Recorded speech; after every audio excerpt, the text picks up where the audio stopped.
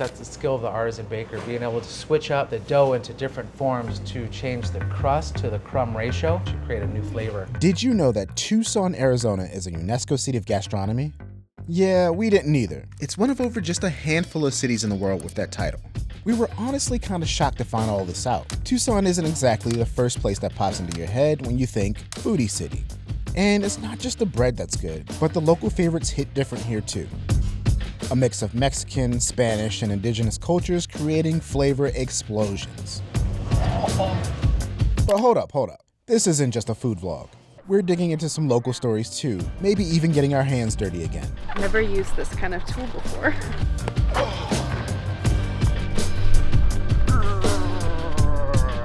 Yeah, this is gonna be a fun video, so welcome to Tucson.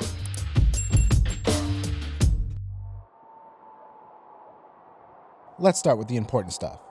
Tucson isn't just another desert city, it holds a pretty big title that almost no one in America talks about.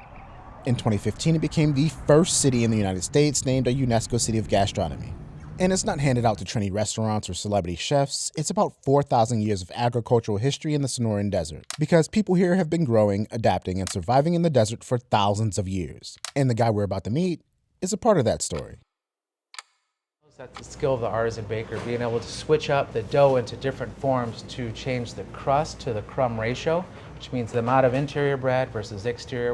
The guy talking this passionately about flour and fermentation, that's Don. He's a James Beard Award winner, which in the food world is basically the Oscars. He owns Barrio bread here in Tucson, and when he talks about bread, he's talking about soil, heritage grains, and fermentation. He knows bread down to the chemistry. It's always been my passion, since I was 21, making this style European bread. The craft alone is just like amazing. It's alchemy. It's just a miracle of life that you could produce these style of breads with microbes, so sourdough cultures. In 2011, I got involved in Native Seed Search, seed saving organization here, that all these heirloom seeds that grow well in this environment in the Southwest. Partnered with them on a grant. It was funded to grow 4 acres of Sonoran white wheat, which is the first wheat of the Americas, brought by Father Kino in the late 1690s. So through that whole process, growing the wheat, harvesting, processing it, got it in my hands, made a loaf of bread with it, and that was my moment when my passion was coupled with purpose. But here, we get to express the art. And that, for me, that's the other part of it, is that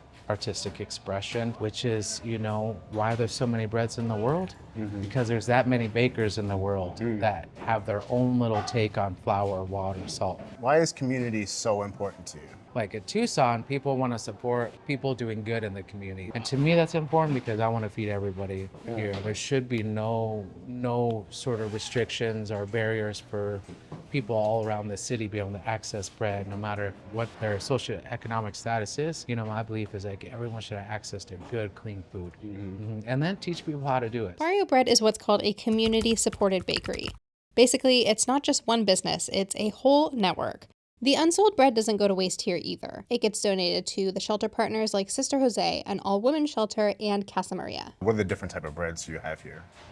We're gonna go down the line. Yeah. You wanna go down the line real quick? Let's go. All Let's right. do it. Demi baguette, slender flute of crust, slight acidity, overnight fermentation, a lot of crunch. That same form as some different cubanos. Peno levain, similar flour base, lighter texture, the lightest of the sourdough collection. This baby right here is the heritage. This is my signature loaf. The same base, but it's wrapped in some seeds, super seed, whole wheat, sesame. Got the virotes. It's a Guadalajaran style sourdough roll, the first sourdough bread in Mexico. And I'm saying my interpretation of that. So there's a lot of different things. The community loaf, this started COVID, a throwback to like the traditional loaf shape. Whole wheat base encrusted in sunflower and sesame seeds. Heritage grain right here, the red fife, one of the most delicious grains I've worked with. Tibetan purple barley, super pretty bread. This is the new one of the collection. A golden durum, cranberry apricot. Wow. And shoot, more coming. Here trying to get some B-roll and behind the scenes stuff, and it's just, they're moving. We're trying not to be in the way. And it's like, you can see it's just literally right off the oven. She comes, picks it up, and they're taking it. So it's fresh. The bread, fresh from the oven, is placed on carts and sold by the loaf. You'd be amazed how much bread they sell in a day, which is why the line always looks like it's a block long from the time they open to the time they sell out. So we picked up a few loaves for ourselves and headed just south of downtown to one of Tucson's more historic neighborhoods.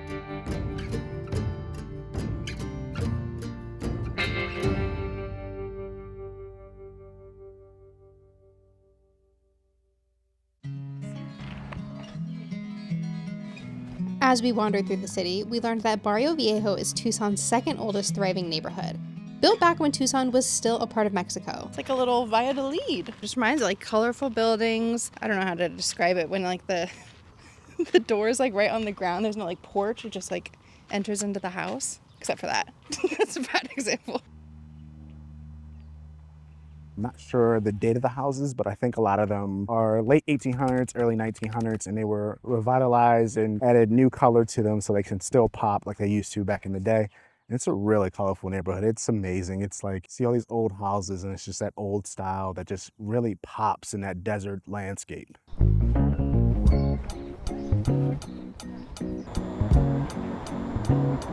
All right, so we've made it to Mercado San Augustin. How's that accent? Was that good? And this is kind of a community hub. It's like a mixture of modern and old, and it's accessible by streetcar. There's supposed to be some really great restaurants and stops in here, and it already smells good from the outside, so I can't wait to see what's on the inside. We have other plans for lunch, so we didn't want to stop here for food. But we did get a couple of healthy juices, something I'm sure we need more of in our diet. We got the El Yo-Yo, which is prickly pear, orange, cucumber, and pineapple. Wow, look at this one. And the Energetico, strawberry, beets, apple, carrot, and prickly pear. 2 drinks, $5 each. Yum!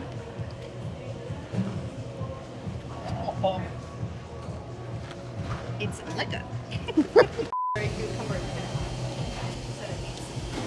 It was good to be a little healthy.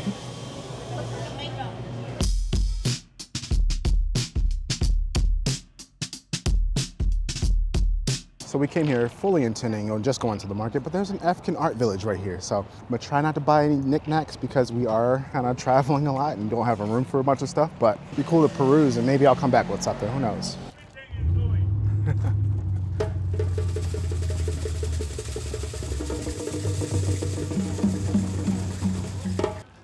This village was a totally unexpected find and there were some fun trinkets in there. And while I rejected my impulse to not buy anything that I didn't need, there were a few things calling to me. We did get Sarah hip to the butters though. This is from Ghana, on the west coast of Africa. These ones are whipped, so much easier to apply, and it smells good. And afterwards, I found a local artist to chat with. This is Ramon. He shared with me some of his favorite artwork. Each of my paintings tells a story about Yoruba folklore. Architect dream, street beggars, and the woman discussion. On average, how long does it take to create a piece? I mean, it's very dependent until I satisfy myself on each piece. Yeah. Because I believe if I satisfy myself, then the people will love it. I've been here 8 years ago. The Tucson, they love my work, they love my color, they like my style.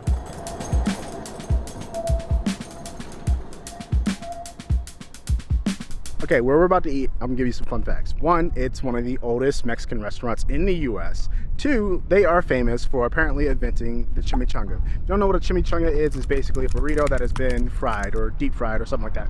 I haven't had one for a very long time, so I'm excited to try that. Also, they are very famous for what they do with their meat. See, you might be able to see a little bit of it behind me, but they hang up the meat and it dries outside in the hot desert sun. And it looks really interesting. It's the widely recognized, so we're not saying this is Bible, but widely recognized as the oldest Mexican restaurant in the U.S. continually operated by the same family, established in 1922. Despite the restaurant's popularity and decent wait time, it still feels very homey. There's multiple rooms here, but each one feels like visiting your abuela's house.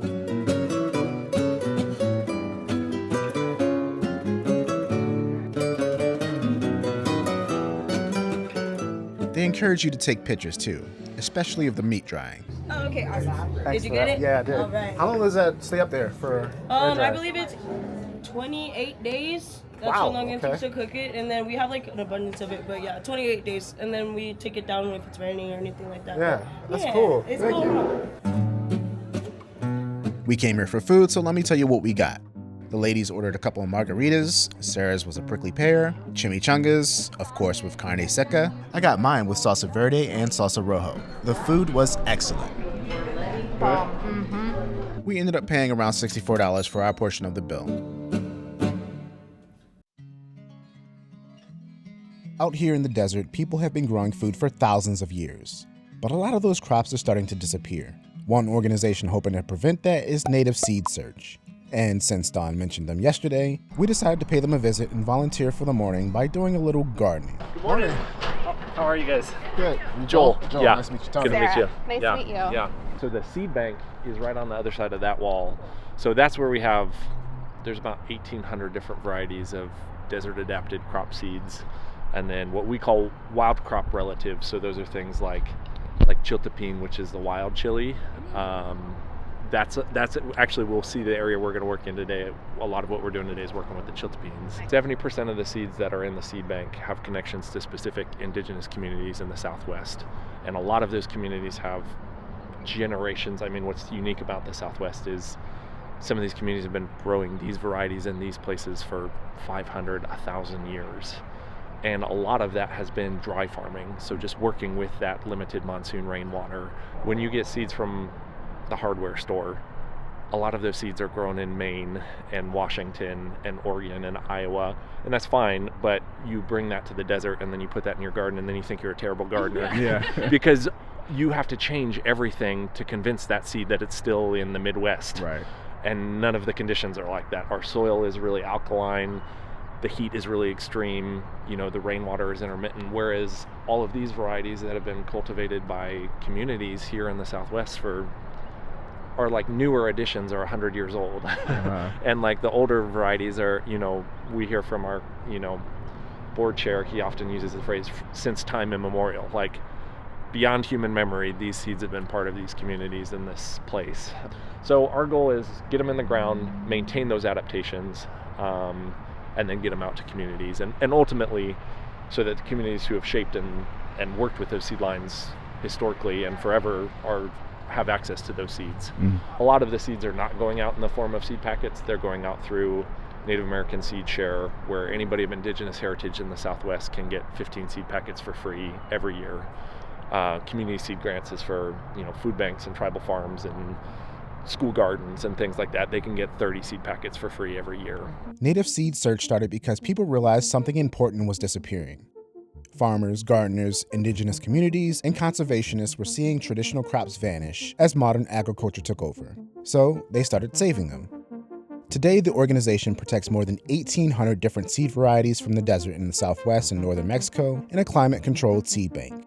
But the goal here isn't just to store seeds away for the future. It's about keeping them growing today. Because these desert-adapted crops might be exactly what we need in a changing world. Tuesdays and Thursdays are kind of open. Those are sort of our public volunteer days, and then we've got staff here the rest of the time.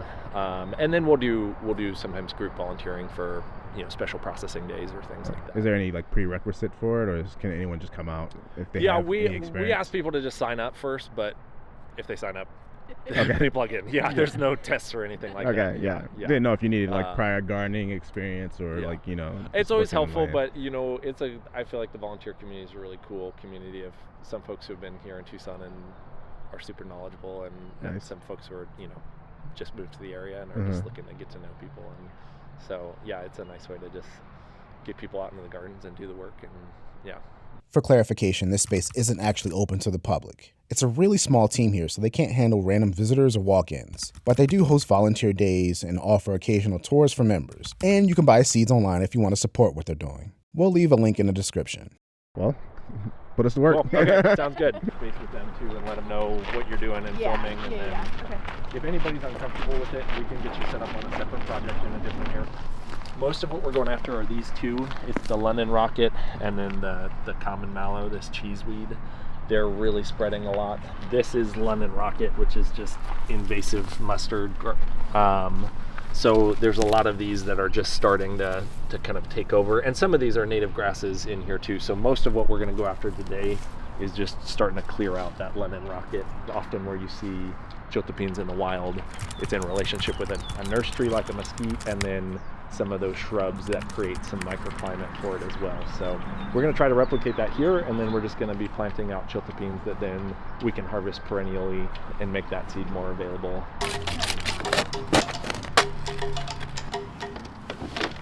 Never used this kind of tool before. So ask you, Very you know how one of handy. these works. No, it was pretty intuitive though.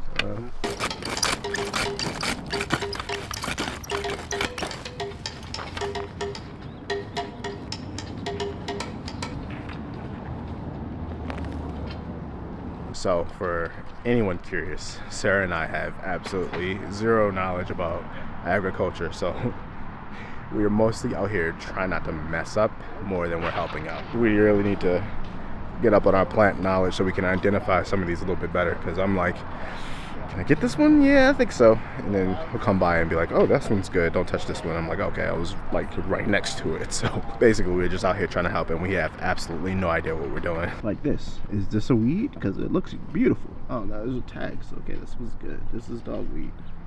But these are one of the weeds we're pulling up. And the only way I know how to identify these is because they have the yellow little top and they're little stringy pieces. We were out here for a couple hours when Sarah's kneecap slipped a little bit. She's fine, but she went back to ice it while I finished pulling out one big giant reed left on our plot. I have been digging and clawing at this weed for 10 minutes now.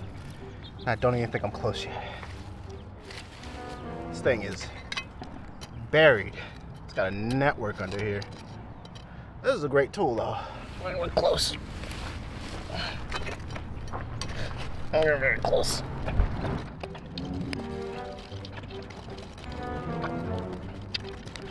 Oh. Okay. I feel like we're close. I feel like we're really close.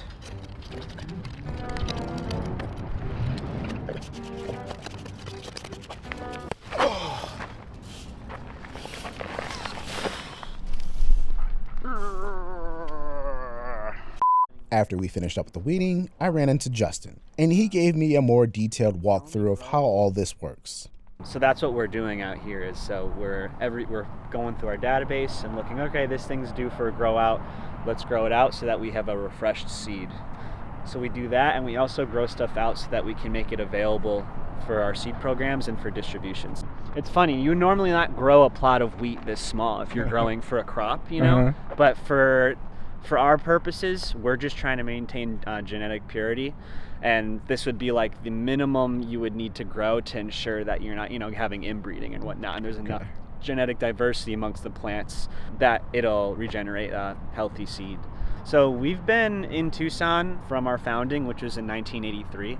We've been on this property, I think, at least over 10 years now. Have I mentioned that Justin and really everyone we talk to here is very passionate and super knowledgeable about plants? But I mean, that's to be expected, right? When you're growing out for seed and as stewards of the collection, it's really important, once again, that things don't cross-pollinate and that we're maintaining the seed. We'll have tents like these that isolate certain crops so that we can grow like 2 different types of chilies, and those chilies won't cross-pollinate. These tents in particular are for chiltepine. Chiltepines are actually a wild chili. They're the original to almost all chilies. I believe Tabasco and habanero aren't related, but most of every other domesticated chili that you buy at the grocery store comes from this chili right here. So it's a wild plant. Yeah, it's pretty incredible. So this tent in particular has one variety because it's really important to maintain crop. They're called crop wild relatives.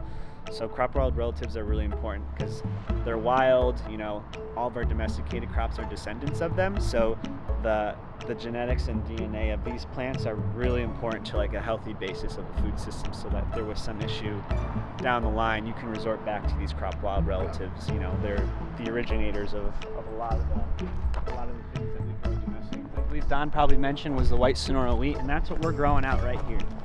We grow this one out quite often because it's gotten quite popular, so we need to regenerate it because people want to get it and grow it at their farms and gardens and things. So that's why we're regenerating this plot right here. Which makes this white Sonora wheat so popular? The heritage grains that Don started working with have sort of were forgotten for a long time. With the Green Revolution, there was like hybridization of crops that started to occur in the 50s, and so heritage varieties like this kind of got set aside and forgotten in a way, and they were almost lost. Thankfully, this was in our seed bank. And so when Don started kind of wanting to revisit these old varieties, he reached out to us. We had some seed accessioned. It got grown out. Don took the seed and baked with it, and took the flour and baked with it, and started making the breads that now, you know, he's a James Beard award-winning baker, and like people know him around the world for his bread. And so it started with these heritage grains like this. And it's then brought in here. Often it drives through a bit. So it's then brought in here in our seed lab. Inside the seed lab, I got to see how these seeds are processed. These were grown last summer. They're peyote gourds. How it was explained to me is the process is drying, cleaning, and then testing the seeds for germination. Then it's stored or packed for distribution. From chilies to wheat, corn, and gourds. They have a lot of seeds. Since we do distribute seed, the USDA requires that it passes germination testing before we can send it out to people. So this little chamber in here is where we would do that. This basically replicates like ideal conditions for germination. So we do little ones like this that are wrapped in paper towels. And so there's seeds in there right now, or we also do soil testing too. We spent the morning learning about the seeds that have survived in the desert for generations. After that, we cleaned up and headed out to another place trying to figure out how life survives in extreme environments. Technically, it's a little outside Tucson, but it's still kind of cool to check out. We took a detour to the Biosphere too, and I keep wanting to call it Biodome, probably because of the movie, and I'm dating myself a little bit, but I had to look it up, and apparently Biodome was a parody of Biosphere, so that makes a lot of sense why there's so many similarities. Every time I look at pictures of this place, I'm like, that looks just like Biodome, from like down to them being on the water and the boats, and yeah, it's cool. Think you're so smart? What do you think, you're some rocket scientist? Yes. So anyway, tickets were about $25 or like $2 cheaper if you do it online. Plus they have veterans, military, students, and probably seniors for little discounted prices. So roughly around $25 a person. It's a self-guided tour and you can go through all the facilities. You just download the app and then you can just walk around and they'll tell you where you can and cannot go. So what the heck is this place anyway? Back in the late 80s, a group of scientists and researchers had a pretty bold idea. What if you could build a small version of Earth and study how life survives inside it? That idea became Biosphere 2, a massive glass structure filled with different human-made ecosystems designed to mimic environments from around the planet. In the early 90s, 9 people actually volunteered to live sealed inside for 2 years, trying to grow their own food and recycle everything they needed to survive. Today, the University of Arizona runs the facility, and scientists are still using Biosphere 2 for research and experiments. Oh, Biosphere 1 is the Earth. That's why this is Biosphere 2. I was gonna make a comment that this place reminds me of a Mars space station, and then we found out later on that they are actually designing something similar for space missions. So Martians, Biospherian, what do they call them? Biosphereans, Martians, same. Since you can't hear the audio guide, here are the cliff notes with Sarah as the narrator. This is the coastal fog desert, designed to simulate a coastal fog desert. It's a type of desert that has adapted to environments with higher levels of humidity than the local Sonoran Desert. Today, the Biosphere 2 desert is being considered as a location to test new technologies and alternative crop growth methods. And it's humid in here.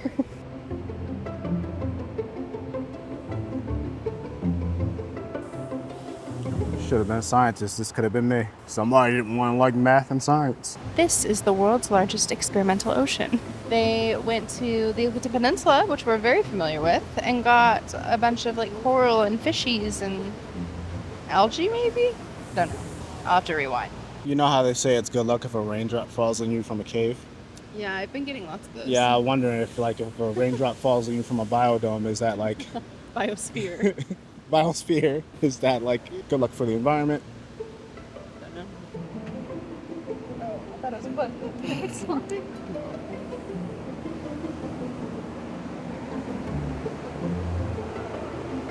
The Biosphere 2 rainforest has been used for impactful research studies focusing on changes in temperature, moisture, and atmospheric composition. The current rainforest system is composed of about 98 species of plants and some insects, including cockroaches.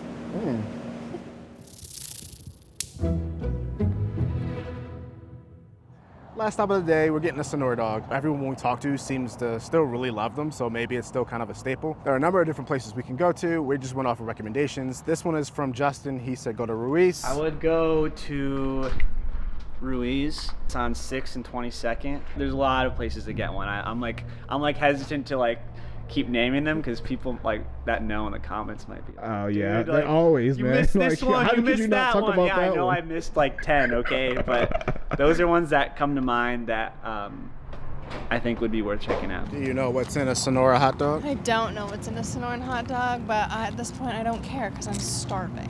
So I will eat anything you put on a hot dog. Yes. Over here.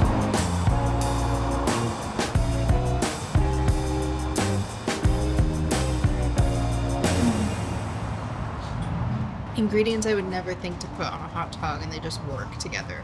So you have mustard, beans, mayonnaise, tomatoes, onions, but the bun is really good. We started out with 1 each and ended up getting 2 more. 4 hot dogs and 2 waters for $19. And we'd put these dogs up in a competition for the best we've had on this channel. Aside from a Seattle dog, obviously. I think this is my favorite like regional hot dog because we've now had Seattle dogs, Icelandic dogs, Chicago dog. I feel like something else. This is delicious.